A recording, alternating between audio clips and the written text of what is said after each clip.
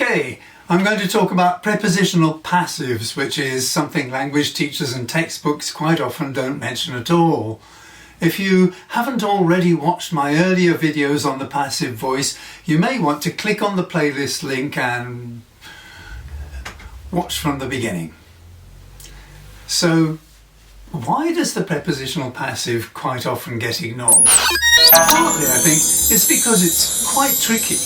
The basic passive is hard enough, and partly perhaps it's because verbs that take a prepositional phrase rather than a direct object upset the rule that only transitive verbs, that is, verbs that take a direct object, can be pacified. In other words, let's just teach what's easy to teach, and if there's an aspect of the language that doesn't fit the rules we've made, let's just ignore it.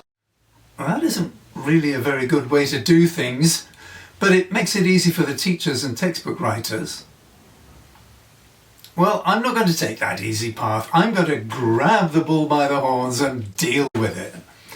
As I said in the earlier videos, rather than thinking about verbs that take a grammatical object, it's probably better to think about verbs where the subject acts as an agent doing something to the patient, that is, the object.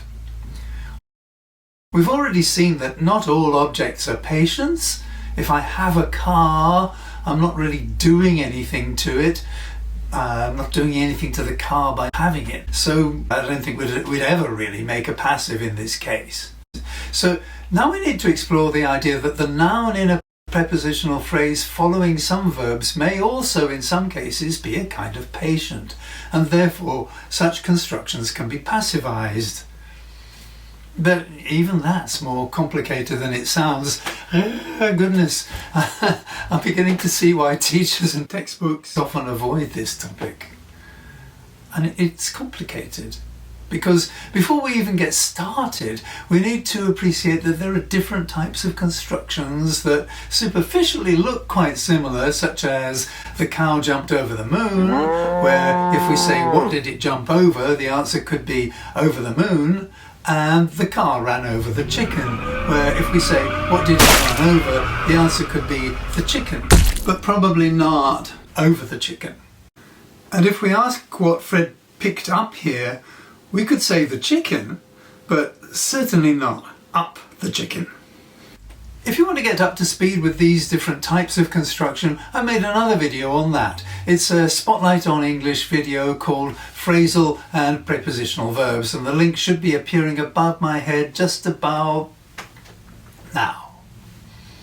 Click on that link if you want to get a handle on these basic structures before trying to tackle their passive forms.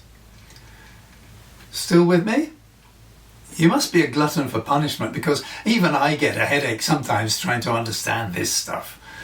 Let me just start by showing you how the prepositional passive works. Let's start with the two sentences we just looked at. The cow jumped over the moon and the car ran over the chicken. Now, which one of these do you think makes a more natural sounding passive? Remember what I said in the earlier Spotlight on English video about patience? If the object of the active sentence is being acted on in a clear way, we can normally make a corresponding passive sentence. Is the cow doing anything to the moon by jumping over it? Not really. The moon isn't affected by it and might not even notice it. What about the chicken? Is it affected by the car running over it? You bet it is. So, which makes the better passive? The moon was jumped over by the cow, or the chicken was run over by the car? That's right. The chicken was run over makes a lot of sense as a passive. From the chicken's point of view, something definitely happened to it.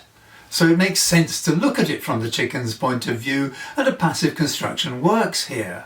But the moon was jumped over doesn't make sense in quite the same way. Nothing really happened to the moon, so it doesn't really make much sense to look at it from the moon's point of view. It's not wrong exactly, it's grammatically correct, and there might be possibly a context in which someone would actually say that, but it isn't something we'd normally say. Let's look at another example. Let's compare someone has drunk out of the glass and someone has gone out of the room. Now, admittedly, a glass isn't really affected very much by having someone drink out of it, but we can see the difference between a glass that someone has drunk out of and one that no one has drunk out of. There'll be a few drops left over in the bottom, maybe some other signs. What about a room, though? How would we know by looking at a room that someone has gone out of it? The room looks and is exactly the same. So we can make a passive sentence, the glass has been drunk out of, but it would be pretty strange to say the room has been gone out of. We can say that someone lives in the room or lived there until recently, so we can say the room has been lived in. And we can see that someone has slept in the bed, so we can say the bed has been slept in. But we wouldn't normally say the room has been gone out of. It isn't always easy to decide whether the object of an active sentence is a patient or not. Let's look at one more example. They are looking forward to the summer holidays, and the police are looking into the accusations. What did you make of that one? It's pretty clear that no one is doing anything to the summer holidays just by looking forward to them, so we wouldn't normally expect that sentence to be expressed in the passive. But it's kind of a judgment call whether the police are doing anything to the accusations by looking into them. In fact, the accusations are being looked into works well as a passive sentence, but you can see that it's a bit tricky and it's not always easy to decide. There are also cases where the passive is not possible at all.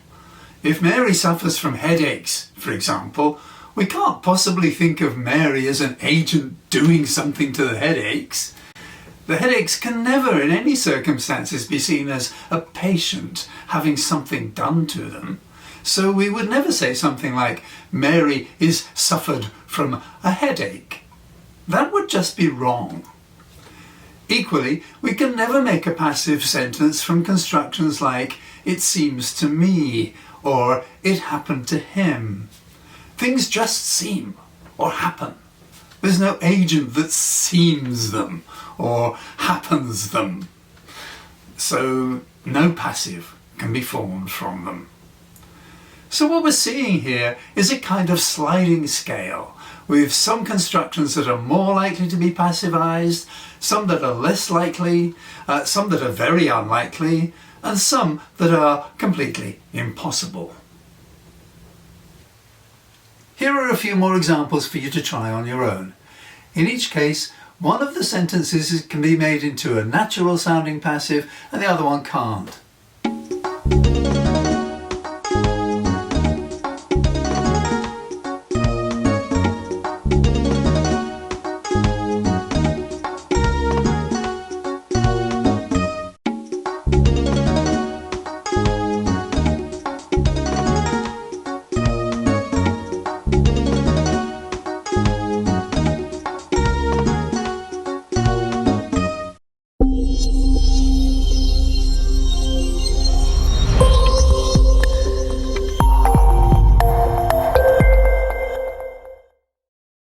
How did you get on?